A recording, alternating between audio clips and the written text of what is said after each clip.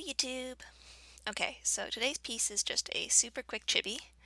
I've been putting a lot of practice recently into trying to change a bit about how I draw faces in my more demi-realistic comic booky style, and I am excited to do some videos with what I've learned, but unfortunately the learning process itself is kind of hard to film.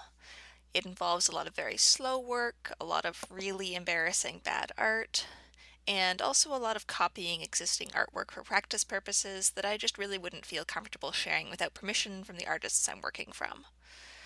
So in the meantime, before I can show all that off, when I get frustrated with the awkward between style transition phase, it's nice to go back to drawing something simple and cute instead, and that's basically what I'm doing this week.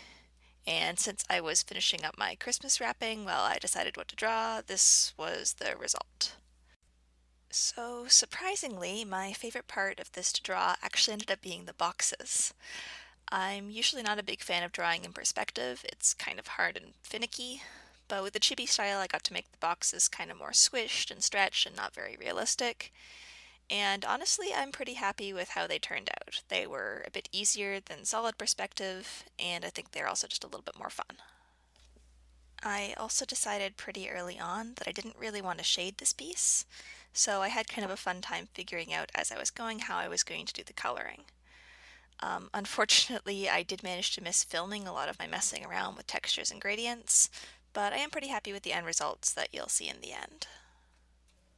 My favorite part probably ended up being the colors I chose for the boxes. I wanted to do something that was pretty obviously still red and green, but used kind of slightly different or unusual tones, and I'm pretty happy with the kind of very reddish pink and the very greenish teal that I ended up picking out to use for them. So that's about it for this piece.